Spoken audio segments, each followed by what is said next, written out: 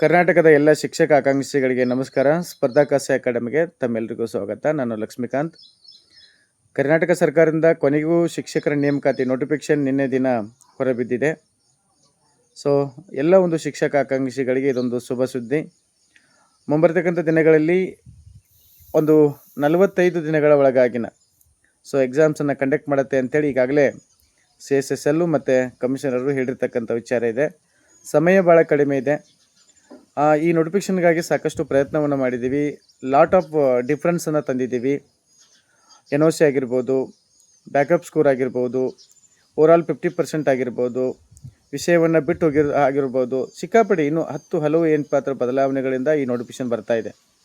ಆದರೆ ಒಂದು ಖೇದಕರ ಸಂಗತಿ ಏನು ಅಂತಂದರೆ ವಯೋಮಿತಿ ಸಮಸ್ಯೆ. ವಯೋಮಿತಿಗೆ ಸಂಬಂಧಪಟ್ಟಂತೆ ನಾನೇ ಕಣ್ಣಾರೆ ಅದನ್ನು ನೋಡಿ ಬಂದಿದ್ದೀನಿ, ಹೆಚ್ಚಳ ಆಗಿದ್ದನ್ನು. ಮತ್ತು ನನಗೆ ಕಮಿಷನರ್ ತೋರಿಸಿರ್ತಕ್ಕಂಥದ್ದು ರಶ್ಮಿ ಮಹೇಶ್ ಮೇಡಮ್ ಅವರು.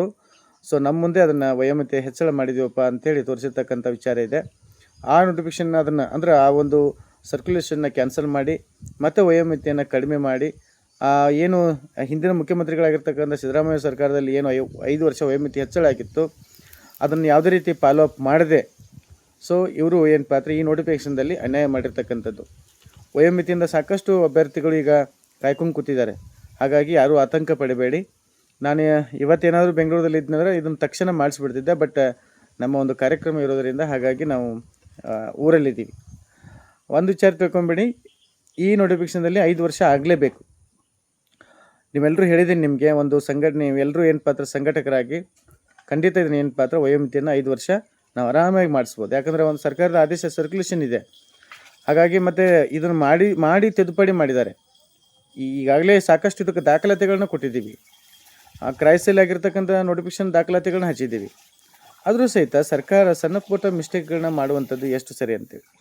ಅದಾದಮೇಲೆ ಈಗ ಹಿಂದಿ ಪೋಸ್ಟು, PM ಪೋಸ್ಟು, ಇವ್ಯಾವ ಪೋಸ್ಟ್ಗಳನ್ನು ಇಲ್ಲ.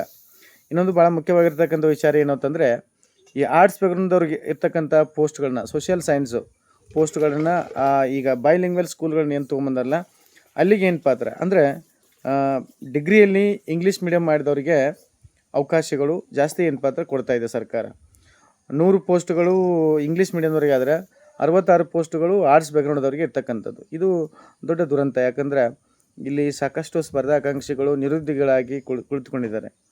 ಇನ್ನು ಅಂತಂದರೆ ಈ ರೀತಿ ಮಾಡೋಕ್ಕಿಂತ ಈಗ ಇಂಗ್ಲೀಷ್ ಮೀಡಿಯಮ್ದು ಇನ್ನೂ ಯಾವ ಸ್ಕೂಲ್ಗಳು ಸ್ಟಾರ್ಟ್ ಆಗಿಲ್ಲ. ಬೈಲಿಂಗ್ವಲ್ ಸ್ಕೂಲ್ಗಳು ಇನ್ನೂ ಆರಂಭದ ಹಂತದಲ್ಲೇ ಇದ್ದಾವೆ. ಸರ್ಕಾರ ಏನಕ್ಕಾಗಿ ಇಷ್ಟು ಆತುರ ಮಾಡ್ತಾಯಿದೆ ಅನ್ನೋ ಗೊತ್ತಿಲ್ಲ. ಇದೊಂದು ವಿಚಾರ ಇದೆ. ಆಮೇಲೆ ಒಂದು ಸಿಹಿ ಸಂಗತಿ, ಖುಷಿ ವಿಚಾರ ಏನು ಅಂತಂದರೆ, GPTಯಲ್ಲಿ ಕನ್ನಡ ಪೋಸ್ಟ್ಗಳನ್ನು ಈ ಬಾರಿ ಭಾಳಷ್ಟು ಕವಿಗಳಿಗೆ, ಸಾಹಿತಿಗಳಿಗೆ ಎಲ್ಲವೂ ಮನವಿ ಮಾಡ್ಕೊಂಡಿದ್ದೀವಿ. ಅವ್ರಿಗೂ ಸಹ ಮನವಿ ಮಾಡ್ಕೊಂಡಿದ್ದೀವಿ. ಸೊ GPTಯಲ್ಲಿ ಕನ್ನಡ ಪೋಸ್ಟ್ಗಳನ್ನು ಫಿಲ್ ಮಾಡ್ತಿದೆ ಸರ್ಕಾರ. ಅದೊಂದು ಅಂತಂದ್ರೆ ನಾವು ಎಲ್ಲವೂ ನಾವೇ ಹೇಳಬೇಕಾಗಿದೆ. ಸರ್ಕಾರಕ್ಕೆ ಏನು ಅರ್ಥ ಆಗ್ತಿದ್ದೋ ಬಿಡ್ತಿದ್ದೋ ಗೊತ್ತಿಲ್ಲ. ಒಂದಿಷ್ಟು ಅಧಿಕಾರಿಗಳು ತಮಗೆ ಮನಸ್ಸಿಗೆ ಬಂದಂಗೆ ಮಾಡ್ಕೊತ ಹೋಗ್ತಾ ಇದ್ದಾರೆ. ಏನು ಮಾಡೋಕ್ಕಾಗಲ್ಲ. ಸೊ ಖಂಡಿತ ಇದಕ್ಕೆ ಒಂದು ವಯೋಮಿತಿ ಸಡಿಲಿಕ್ಕೆ ಒಂದು ಅಂತಂದರೆ ಇನ್ನೊಂದಿಷ್ಟು ಪೋಸ್ಟ್ಗಳು ಕರಿಬೇಕು. ಆಮೇಲೆ PSTR ಪೋಸ್ಟ್ಗಳು ಇಲ್ಲವೇ ಇಲ್ಲ. ಈಗ ಬರೀ 900 ಪೋಸ್ಟ್ಗಳು. ಅವಾಗೇನು ಲಾಸ್ಟ್ ಟೈಮ್ ಆ ಪೋಸ್ಟ್ಗಳನ್ನ ಹೆಚ್ಚಿಗೆ ಮಾಡಿದ್ದೀವಿ, ಇನ್ನೊಂದು ಪೋಸ್ಟ್ಗಳನ್ನ ಹೆಚ್ಚಿಗೆ ಮಾಡಬೇಕಂತ ಒಂದು ಬೇಡಿಕೆ ಇತ್ತು. ಹಾಗಾಗಿ ಯಾವುದೇ ರೀತಿ ಕನ್ನಡ ಪೋಸ್ಟ್ಗಳನ್ನ ಆ್ಯಡ್ ಮಾಡಿದ್ದಾರೆ. ಅದೊಂದು ಖುಷಿ ವಿಚಾರಕ್ಕಿರ್ತಕ್ಕಂಥದ್ದು. ಸ್ನೇಹಿತರೆ, ಇದು GPT ಏನೈತಲ್ಲ, ಇದು ಜಿಲ್ಲಾ ವೈಸು ನೇಮಕಾತಿ ಆಗುವಂಥದ್ದು. HSTR ಡಿವಿಷನ್ ವೈಸು, ಏನು 4 ಡಿವಿಷನ್ ಇದಾವಲ್ಲ ಆ ಡಿವಿಷನ್ ವೈಸ್ ಆಗುತ್ತೆ. ಆಮೇಲೆ ಸಿಲೆಬಸ್ಸನ್ನು ಸಹಿತ ಅಂದರೆ ಯಾವ್ಯಾವ ಪ್ಯಾಟ್ರನ್, ಯಾವ ಸಬ್ಜೆಕ್ಟ್ಗಳಿಗೆ ಎಷ್ಟು ಅಂಕಗಳನ್ನ ಹಂಚಿಕೆ ಮಾಡಿದ್ದಾರೆ ಅನ್ನುವಂಥದ್ದು ಅದನ್ನು ಸಹ ತಿಳಿಸಿದ್ದಾರೆ. ನೀಟಂಗೆ ಇವತ್ತೊಂದು ಫುಲ್ ಡೇ ನೀವೇನು ಮಾಡಿರಿ, ಆ ನೋಟಿಫಿಕೇಷನ್ನ ಓದ್ಕೊಳ್ಳಿ. ಯಾವ ಜಿಲ್ಲೆಗೆ ಎಷ್ಟು ಪೋಸ್ಟ್ಗಳು ಬರ್ತಾ ಇದ್ದಾವೆ. ಆಮೇಲೆ ಅಪ್ಲಿಕೇಶನ್ 18ರಿಂದ ಅಪ್ಲಿಕೇಶನ್ ಸ್ಟಾರ್ಟ್ ಮಾಡ್ತಾಯಿದ್ದಾರೆ. 9ಕ್ಕೆ ನೆಕ್ಸ್ಟ್ ಮಂತ್ 9ಕ್ಕೆ ಅಪ್ಲಿಕೇಶನ್ ಕ್ಲೋಸ್ ಆಗುತ್ತೆ.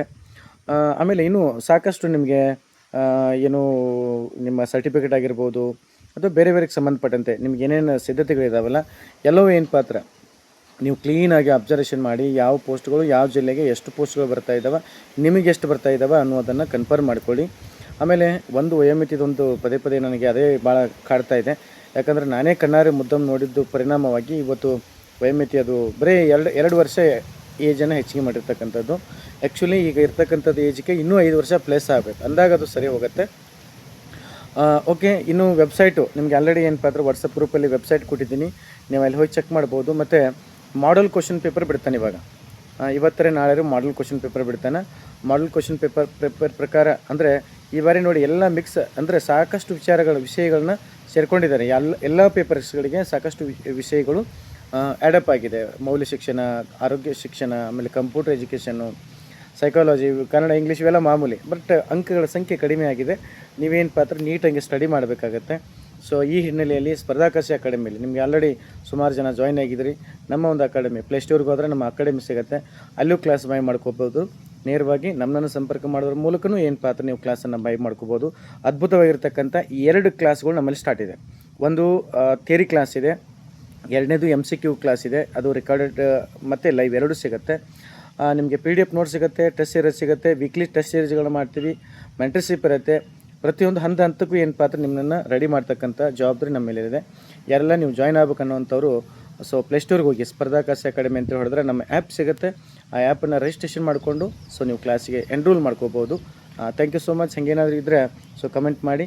ಆಮೇಲೆ ಪ್ಲೇಸ್ಟೋರ್ ಇದು ಕೆಳಗಡೆ ಡಿಸ್ಕ್ರಿಪ್ಷನ್ ಬಾಕ್ಸಲ್ಲಿ ವಾಟ್ಸಪ್ ಲಿಂಕ್ ಇದೆ, ಟೆಲಿಗ್ರಾಮ್ ಗ್ರೂಪ್ ಇದೆ. ಹೆಚ್ಚಿನ ಮಾಹಿತಿಗಾಗಿ ಅಲ್ಲಿ ಜಾಯ್ನ್ ಆಗ್ಬೋದು. Thank you so much.